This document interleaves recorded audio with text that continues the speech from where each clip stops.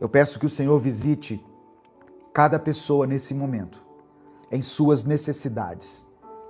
Que o Senhor conceda a cura para aqueles que lutam contra enfermidades. Que o Senhor conceda a provisão para aqueles que passam por momentos de escassez. Que o Senhor restaure os relacionamentos que estão em crise.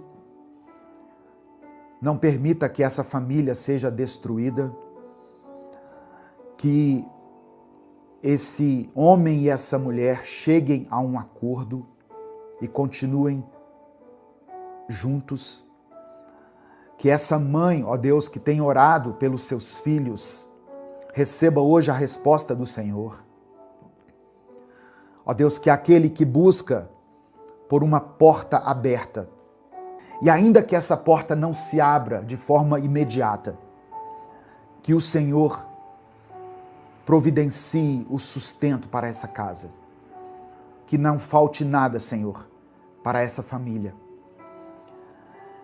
E eu quero pedir ao Senhor que prepare o nosso coração para receber a Tua palavra. Nós cremos que a Tua palavra é como uma semente. E ela agora será lançada no coração de cada pessoa que está ouvindo. Ela já foi lançada no meu coração. E assim como ela encontrou um solo fértil, uma condição favorável para ministrar ao meu coração, que a semente da Tua palavra também encontre um lugar favorável no coração de cada pessoa que está me ouvindo aqui, através das redes sociais. É por isso que eu oro e te agradeço em nome de Jesus. Amém. Irmãos,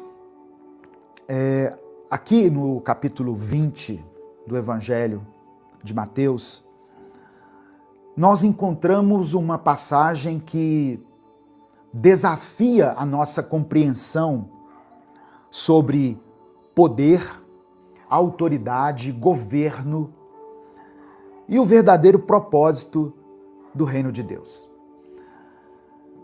Numa semana que se passou, que foi um tanto conturbada, numa semana em que as peças do xadrez do governo foram bastante remexidas, Deus me fez voltar a esse texto para entender um pouquinho sobre governo, sobre liderança, sobre autoridade. E eu creio que essa palavra é bastante propícia para nós, principalmente para quebrar alguns conceitos, para desmistificar algumas coisas que nós ouvimos desde sempre, mas que precisam ser esclarecidas no nosso coração. A mãe de Tiago e João, essa mãe aqui dos filhos de Zebedeu, ela é a mãe de Tiago e João. A Bíblia não cita o nome dela. Assim como a gente se acostumou muitas vezes a falar assim, a esposa do fulano, a mãe do Beltrano, mas a gente não consegue associar um nome. O evangelista Mateus não colocou o nome dela. Então não fica claro aqui o nome dela, mas é a mãe de Tiago e João. Ela levou os dois filhos até Jesus e pediu que os dois filhos se assentassem à direita e à esquerda, ao lado de Jesus, lá no reino dele. Porque Jesus falava tanto que ele tinha um reino que não era deste mundo, que ele iria para um reino. Então aquela mãe achou por bem que os filhos dela ficassem ao lado de Jesus. É coisa de mãe, não é? Os meus filhos se destacam entre esses 12 aí. Eles são mais inteligentes, eles são mais capazes. Jesus, coloca eles um de um lado, outro do outro. Coisa de mãe, eu entendo assim, né? Para a gente compreender de uma maneira simples. E aquela mulher, quando ela faz esse pedido para Jesus, ela enxergava Jesus como o Messias, mas como um líder triunfante. Um líder que instauraria um governo terreno. As pessoas não conseguem diferenciar o reino de Deus do reino terreno. E elas entendem que os princípios que se aplicam aqui, no reino dos homens, são os mesmos que se aplicam lá no reino dos céus. Então, essa expectativa, ela estava, talvez esteja até hoje, profundamente enraizada na mentalidade judaica. Só que ela contrasta com a resposta de Jesus. Porque Jesus redefine o conceito de grandeza no reino de Deus. Muitas pessoas que seguiam Jesus, elas achavam que Jesus iria revolucionar o mundo terreno. Lembrando que Israel era uma colônia oprimida pelo Império Romano. Então, algumas pessoas compreendiam que Jesus, com o poder que ele tinha, poderia chutar o balde, instaurar aqui na terra um novo governo, com um novo rei. Só que todas as vezes que Jesus estava falando sobre reino, ele não estava falando aqui do reino terreno, ele estava falando do reino de Deus. Ah, pastor, então isso aí é uma coisa lá daquela época. Não. Eu percebo que muitas pessoas que estão no Evangelho, pessoas que servem a Deus, elas entendem que o Evangelho precisa se misturar com o governo. Que Deus nos colocou aqui para sermos cabeça, nós precisamos governar, precisamos liderar, estar à frente. Mas e o que está lá atrás? Então quer dizer que ele não pertence ao reino de Deus? E o que está nos bastidores? É muito fácil nós associarmos status com vida espiritual. Entende? É muito fácil você olhar para uma pessoa que está com o microfone em mãos, né? Falando coisas ali bonitas, usando a sua eloquência, a sua oratória para propagar as coisas da Bíblia e pensar, essa pessoa está no governo, essa pessoa, nossa, lá em cima ela deve ter assim uma avaliação 5 estrelas para Deus. Aí Jesus, ele nos leva a refletir sobre isso aqui nessa passagem. Uma mãe chega com 2 filhos e faz Jesus. Uma mãe fala, Jesus, o Senhor tem 12 apóstolos, né? Aquela mulher estava se referindo à escola apostólica de Jesus. O Senhor tem 12 apóstolos, mas os meus 2 filhos, eles são diferenciados. Eles são bons demais, viu? Eles estão sempre atentos a tudo que o Senhor fala. Isso é eu que estou falando, tá? Não está na Bíblia, não. Eles se destacam entre esses 12. Então é justo que um fique à sua direita e o outro fique à sua esquerda. A paz do Senhor, irmãos. Se esse vídeo chegou até você, eu creio que isso não foi por acaso. Talvez Deus esteja te chamando para dar um próximo passo na sua caminhada de fé. Meu nome é Edivaldo Oliveira, eu sou pastor, teólogo, escritor e conferencista. Eu também sou o criador do canal Minuto com Deus, que está no ar há mais de 10 anos. Há muito tempo eu tenho observado uma coisa. Pessoas que amam a Deus, mas que vivem cansadas, ansiosas e sobrecarregadas em áreas importantes da vida.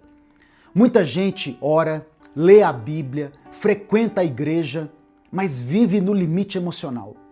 A pessoa ama a Deus, mas não consegue ter uma vida organizada. E isso acaba afetando os relacionamentos, as emoções que ficam desgovernadas, as finanças que acabam vivendo na base do improviso. E eu quero te dizer que o problema não é falta de fé. Jesus disse em João 10, no versículo 10, que veio para nos dar vida, e vida em abundância. Vida abundante não é uma promessa vazia, é o resultado de uma vida alinhada aos princípios de Deus. Deus é um Deus de ordem, de processo e de crescimento. E foi pensando nisso que nasceu o método Vida Abundante. É um treinamento prático, estruturado e bíblico, criado para te ajudar a alinhar sua vida espiritual, emocional, relacional e financeira à vontade de Deus.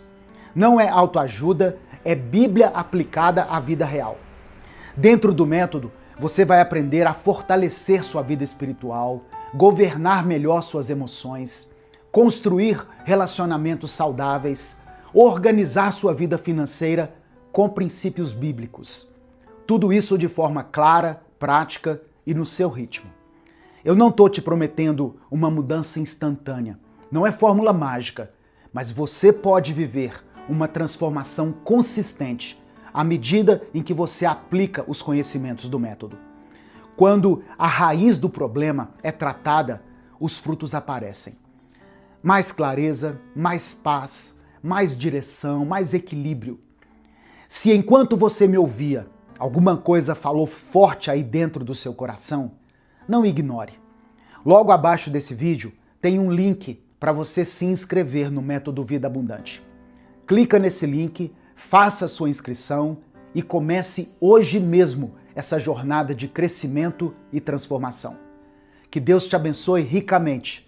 Eu espero caminhar com você nessa jornada.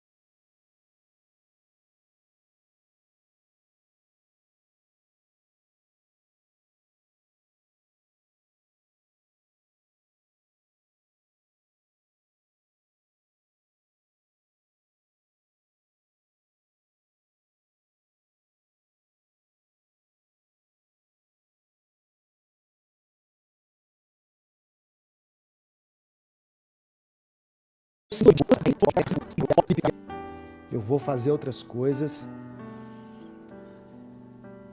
Então, Jesus via a multidão naquela época sofrendo, sendo oprimida, não é?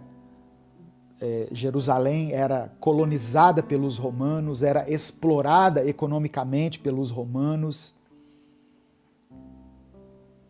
Jesus então via aquelas pessoas como ovelhas sem pastor.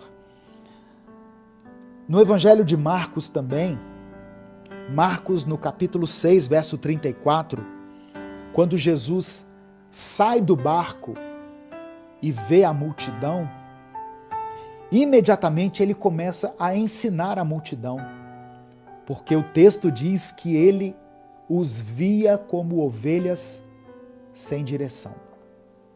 Outra passagem que fala que Jesus via as pessoas como ovelhas.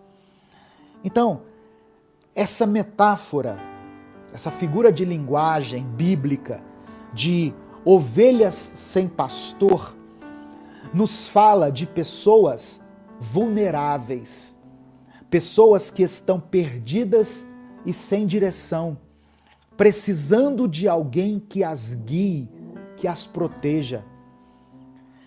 A ausência do pastor para uma ovelha implica em perigo, implica em dispersão, em perda. Outro texto que eu quero mencionar aqui está em Isaías, capítulo 53, versículo 6. Isaías 53, versículo 6, que diz assim: todos nós, tal qual ovelhas, nos desviamos.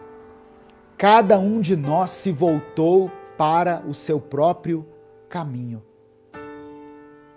O profeta Isaías, lá no capítulo 53, num livro que foi escrito 1500 anos antes de Cristo, já usa a figura da ovelha para falar de pessoas que estão perdidas, pessoas que estão desviadas.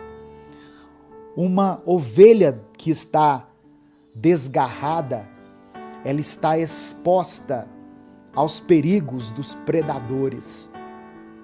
Ela pode se perder e não encontrar sustento, não achar segurança. E é assim que Deus vê o ser humano. Quando nós estamos longe do nosso pastor supremo, que é Jesus, longe de Deus, do nosso Senhor, que é o nosso pastor, né? Nós ficamos expostos às armadilhas espirituais e emocionais da vida. A ausência de direção, quando você não sabe que decisão tomar, para onde ir, isso é uma característica de ovelha sem pastor, de alguém que não está sendo conduzido, conforme Isaías disse aqui, que está buscando individualmente o seu próprio caminho. Mas não é isso que Deus quer. Deus quer que nós vivamos a realidade de Salmos 23. Lembra de Salmos 23? Como que Davi começa? O Senhor é o meu pastor e nada me faltará.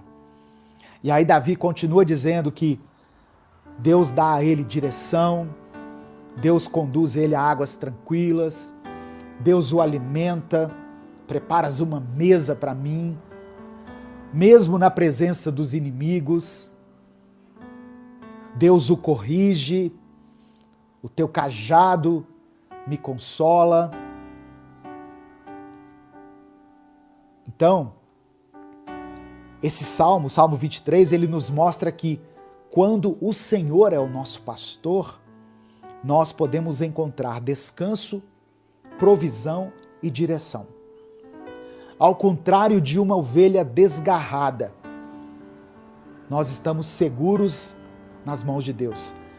Jesus, o bom pastor, reafirma essa verdade no Evangelho de João, capítulo 10, versículo 11. Ele diz assim: eu sou o bom pastor. O bom pastor dá a sua vida pelas ovelhas. Presta atenção. Talvez você não se lembre de tudo que eu vou dizer aqui nessa mensagem. Mas uma coisa eu queria que você guardasse. E por isso eu vou pedir que você escreva aqui nos comentários. A Viviane Silva já até escreveu aqui o que eu ia sugerir. O Senhor é o meu pastor. Escreva isso. Você não é uma ovelha desgarrada mais. O Senhor é o meu pastor. Eu quero muito que você escreva isso aqui nos comentários. Só que, mais do que escrever, eu quero que você tome uma atitude de entregar a sua vida a Cristo. Aleluia. Entregue a sua vida a Jesus. Receba Ele como seu pastor, como aquele que cuida de você. Obrigado a todos que estão escrevendo aqui. Pode escrever quantas vezes você quiser, copia e cola. O Senhor é o meu pastor. Amém? Aproveita que você está escrevendo aí e dê o like no vídeo.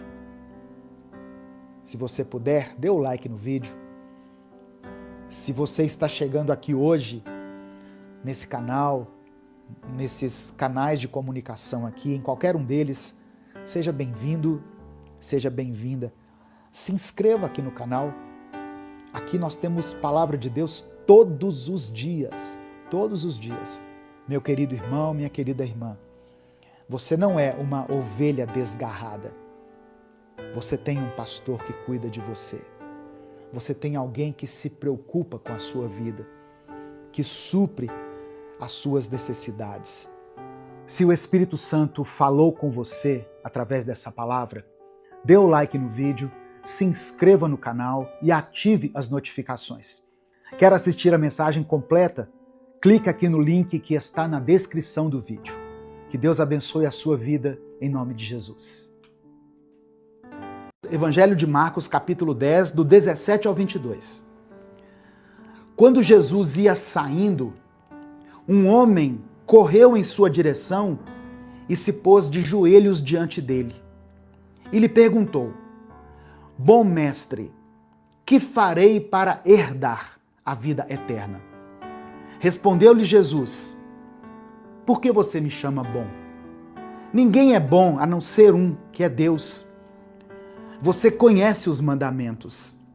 Não matarás, não adulterarás, não furtarás, não darás falso testemunho, não enganarás ninguém, honra teu pai e tua mãe.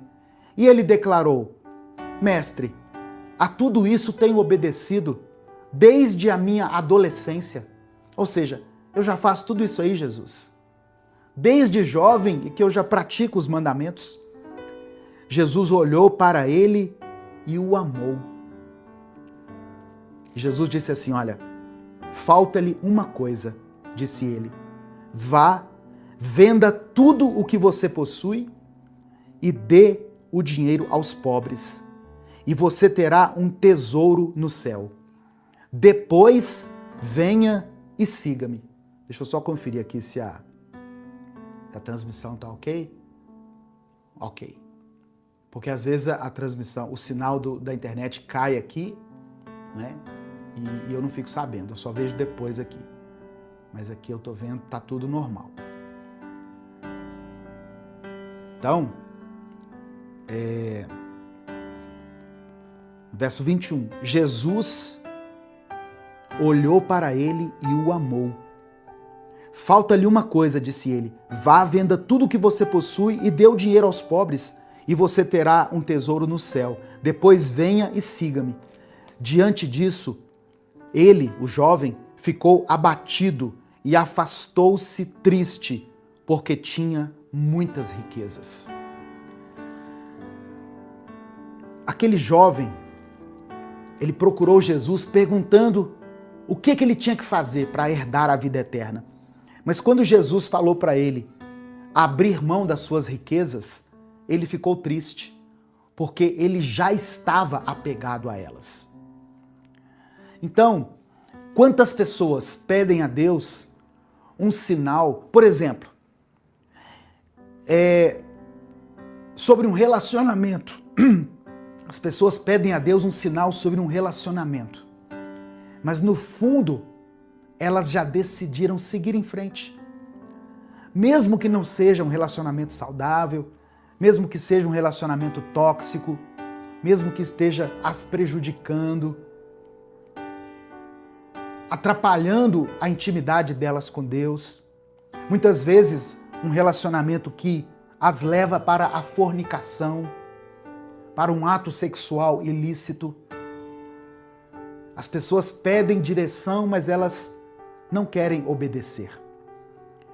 Ou as pessoas pedem direção em relação a um negócio, a um projeto, um negócio meio estranho aqui, pastor, tem uma coisinha aqui que é fora da lei, mas assim, é um negócio que vai me prosperar muito, mas tem esse aspecto aqui que eu vou ter que dar uma sonegada em um imposto, eu vou ter que fazer uma maracutaia, mas eu queria que o senhor consultasse a Deus aí, que o senhor orasse. Amém, irmãos, eu vou orar, mas a pessoa já sabe a resposta. Ela mesma já falou que o negócio é meio esquisito. A própria pessoa já falou que o relacionamento é destrutivo. Teve uma vez, eu já contei isso aqui outras vezes, Teve uma vez que uma moça veio até nós, até mim, a minha esposa, e falou assim: eu queria que vocês orassem pelo meu relacionamento. E ela estava com o braço quebrado. Eu não vou falar o nome aqui, né? Porque isso já tem muito tempo. Eu falei: amém, vamos orar. Mas o que aconteceu com seu braço? Ah, ele, o namorado, né, quase noivo, ele foi me balançar assim pelo braço no momento que a gente estava discutindo e acabou quebrando meu braço.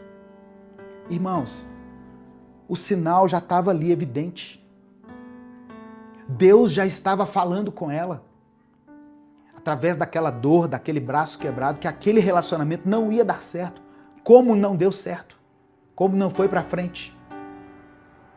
E a pessoa ainda queria uma oração, sabe? Para confirmar. Então, não deixe que a sua vontade seja maior do que a vontade de Deus.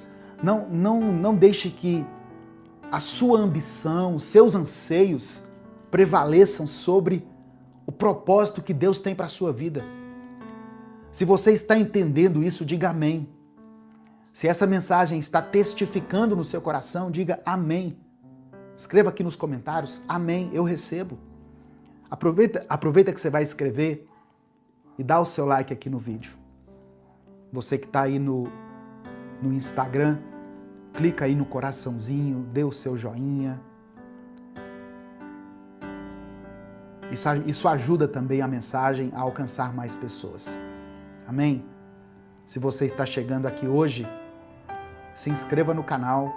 Nós postamos vídeos com reflexões bíblicas e orações todos os dias aqui. Segunda coisa que eu quero destacar aqui nesse texto é que Deus nos chama para confiar nele, mesmo num cenário de medo. Aqui no verso 7 de Jeremias 42, vem a resposta de Deus. 10 dias depois, veio a resposta de Deus. Qual que era a resposta? Eles deveriam permanecer em Judá, ainda que parecesse perigoso, porque se eles permanecessem, Deus os abençoaria e Deus os ajudaria a reconstruir Jerusalém. É isso que Jeremias respondeu para o povo. Fugir para o Egito parecia ser o caminho mais seguro. Só que seria o caminho para a espada, para a fome e para a peste. Se o Espírito Santo falou com você através dessa palavra, dê o like no vídeo, se inscreva no canal e ative as notificações.